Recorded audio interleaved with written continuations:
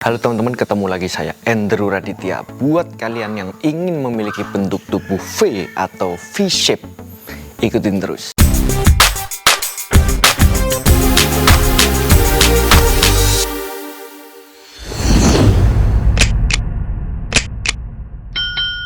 Bentuk tubuh V-shape ini memang membuat kita terlihat lebih gagah. Tapi ingat, tidak semua orang bentuknya bisa sama. Kenapa begitu? Nanti saya jelaskan. Jika kita perhatikan, V-shape akan terbentuk jika bagian atas upper body terlihat lebar dan bagian bawah upper body terlihat narrow atau ramping. Nah, yang harus kita perhatikan dari atas dulu.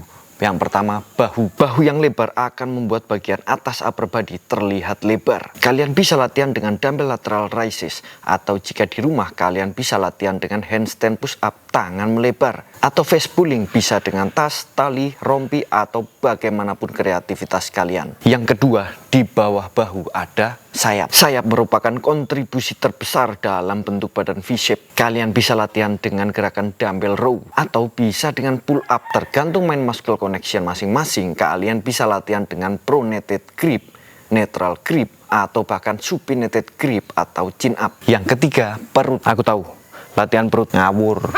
Terus fokusnya bukan di latihannya, tapi diet. Jujur, saya paling sering skip latihan di hari perut. Hari perut ini saya paling sering skip. Karena apa? Pada dasarnya setiap orang memiliki bentuk perut six pack. Hanya saja kebanyakan tertutup lemak. Sedangkan lemak itu masalah metabolis. Ya jelas solusinya juga solusi metabolis, bukan sekedar latihan. Percuma latihan perut kalau makannya saja masih banyak dan sering.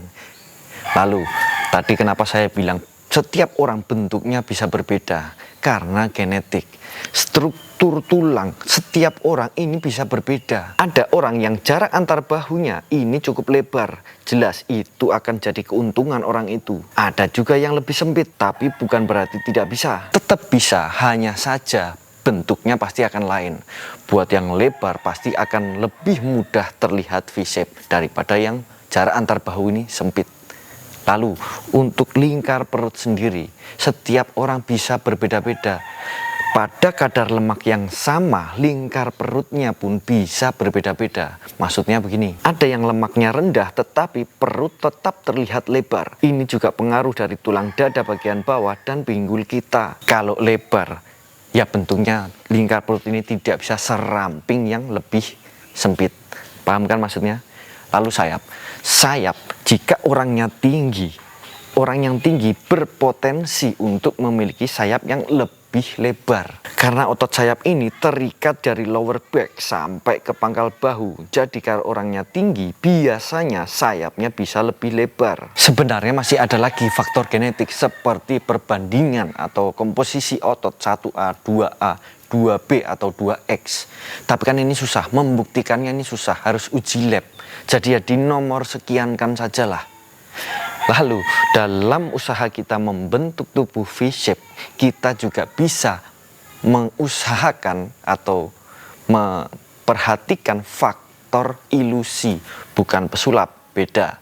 Jadi ini yang keempat adalah tricep. Jika kalian melatih tricep, terutama pada long head, maka lengan kalian seolah-olah akan melebar. Kalian bisa latihan dengan tricep kickback dan ini akan melengkapi bentuk badan V-shape kalian. Lalu yang kelima, kaki. Jika kalian latihan kaki, semakin besar kaki, maka perut akan semakin terlihat lebih kecil. Kalian bisa melatihnya dengan gerakan squat. Kalau dulu saya pernah bahas mengenai fitness bikin anunya kecil. Kalian bisa cek di sini. Itu konsepnya sama.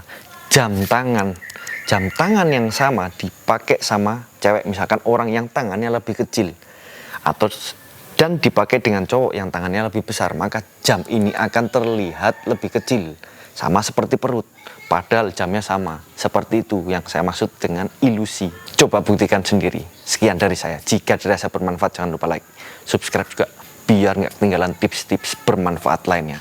Tetap semangat, sampai ketemu lagi. Buat yang belum gabung, ayo gabung. workout bareng IDN. Ini grup tempat belajar kalian, entah di gym, entah kalian latihan di gym, kalistenik, atau latihan home workout, latihan rumahan seperti saya. Gabung di sini. Jika punya pertanyaan, tulis di situ. Nanti pasti ada yang jawab. Kalau nggak, ya saya yang jawab. Walaupun kalau saya yang jawab mungkin agak slow respon, karena saya punya kesibukan yang lain. Jadi ya mohon maklum. Seperti itu tadi. Oke, sampai ketemu lagi.